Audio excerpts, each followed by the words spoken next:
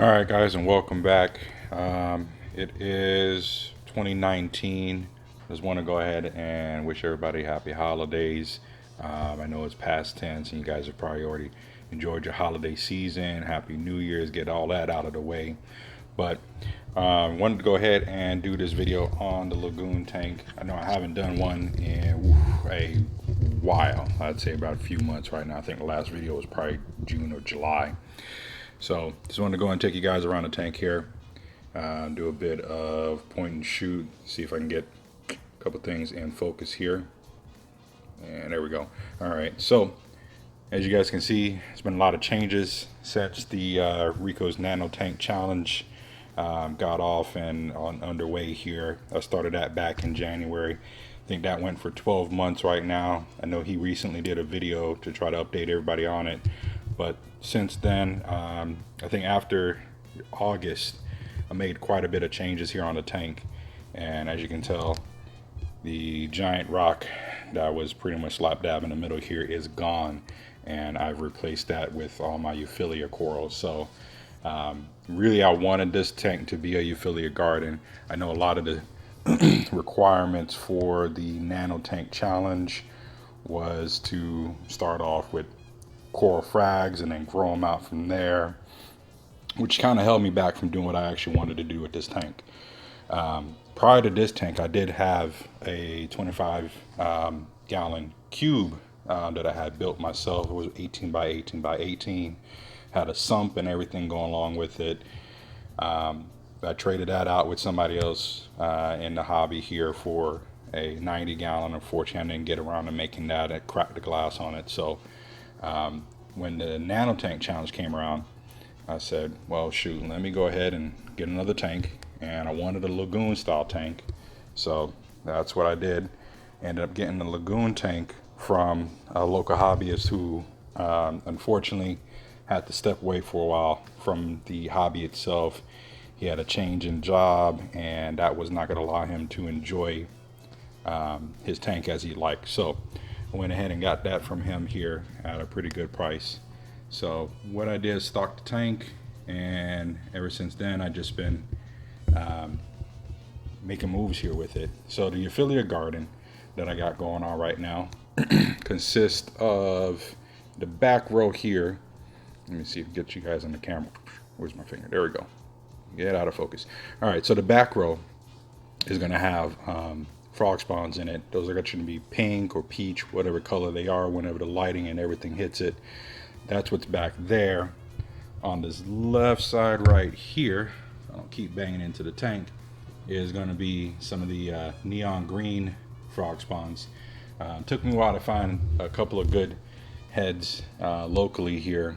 Prices were really ridiculous when the Indonesian ban kicked off, and I picked the right time to try to find Euphilia. Great, good for me. So went ahead and copped those, got a good deal on them.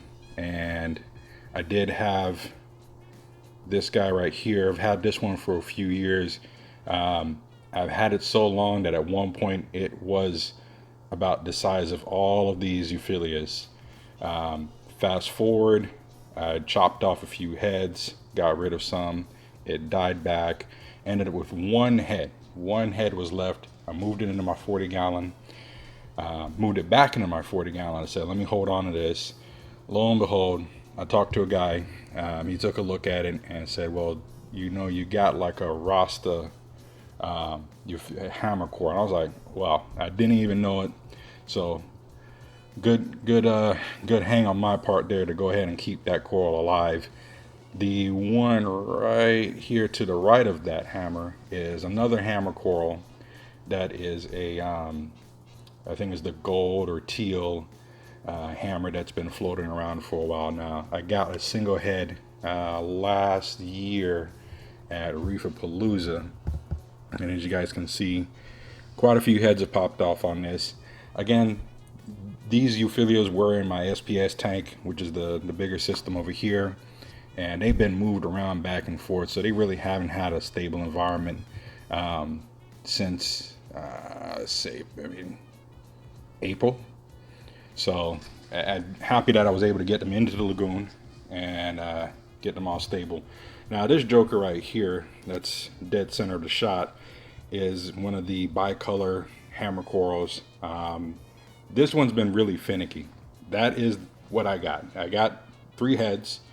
One has split into 2, but they haven't really gotten any bigger. Everybody else is pretty happy. Sometimes it may inflate just a bit more, but other than that, it stays just that size. As you guys know and you guys have seen, the rock flower anemones, that guy ran all the way to the back once I moved that huge rock. I guess he wanted to get away from everybody else, who knows. These 2 are still here, and then I have this guy that was hiding out. I literally believe he was in the far back, and I mean far back corner over here, and he was up underneath all of these guys, which have gotten twice as big now since I moved him up front. But he was hiding out under there. He was about the size of a dime. Moved him out, finally got him to sit in the sand bed here, and he's fluffed up really nice, so I'm happy with that. This one here is still spawning. I think he spawned maybe Christmas Eve or New Year's Eve, somewhere around there. I think it was actually Christmas Eve. He ended up spawning that night again. So hey, you know, maybe not. I don't know if I'm gonna have any baby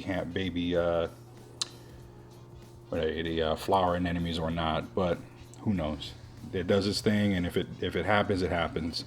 And then I have one of my smaller clones of the bubble tip anemone that I've had since I've been in this hobby, so maybe about 5 years now. The main one's in the big tank here, just chugging along and walking around. Green star polyps, I just picked those up. I'm actually thinking of growing them out onto a slab of rock, probably grow them out on this. I really have no idea what I'm doing with this whole rock section here. Let me talk about this guy right here. This Acanthophilia in the past few weeks has been doing fabulous. And I mean, when I first got him, this was around the time of the Indo ban, so nobody was really importing anything. I had one of my guys give me a call, and he said, hey, I have a Euphilia. Do you want to come and check it out and see what it looks like? It looks kind of banged up, and it was. Don't get me wrong. This joker here was a bit receded.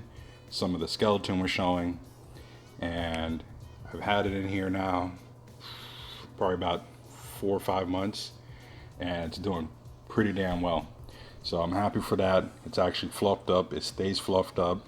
The skeleton doesn't protrude as much anymore. There is some skeleton underneath the skirt, so hey, just keep feeding it.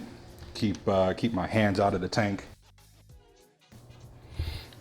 All right, sorry about that. My app decided that it would be a good idea to go ahead and stick everything on the internal storage here. So back at it, and the mushrooms. I mean, believe it or not, there's actually some nice ones underneath this middle one here.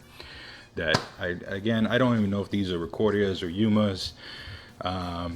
This one here has 2 separate mouths, and there's some, like I said, some really pretty ones under that skirt. So whenever they make their way out and win the battle of who's going to be bigger here, it'll make its way out, and we'll see what's going on. The Sophastria is still doing good. I've had this one for a couple years now. It's battled with the Acanthophilia in the back. It's battled with acans. It's been broken off of rocks. It's been moved around. So if it can get any bigger right here, it will do so.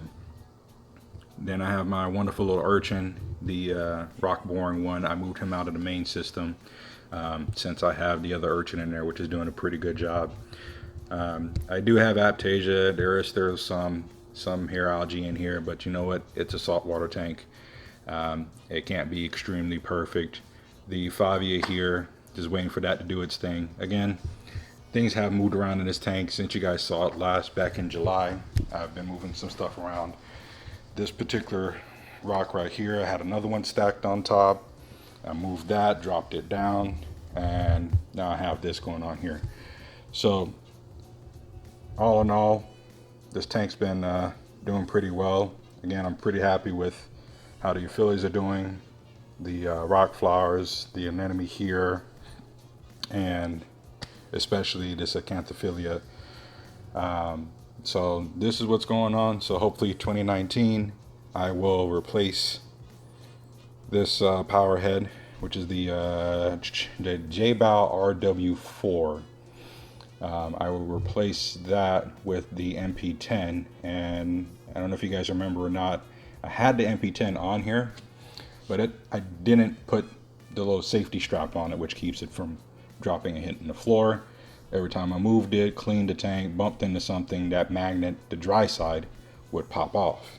And the dry side popped off enough that it cracked the casing. Still works, makes a horrible hum, but it still works. So it's in my living area. I don't feel like hearing it hum, especially in reef crest mode. It sounds like a bicyclist trying to make his way through a marathon. So other than that, this is what the tank looks like, top down shot. Sorry, the exposure is going to go crazy on this here. I haven't even messed with it yet, but this is a pretty good top down shot. I have changed the lighting. I used to have 2 AI primes. Now I have just the one AI prime HD over the tank. I love it. This tank really doesn't need an exuberant amount of lighting or anything extremely high powered sitting over it. And if you guys can see in the back here, this right now, not this magnet here, everybody knows what that is, scraper, but this chamber turned that into like a little algae scrubber or turf scrubber in a sense. On the back is a modified Sky 18, which came off of my Innovative Marine 10 gallon when I first got it.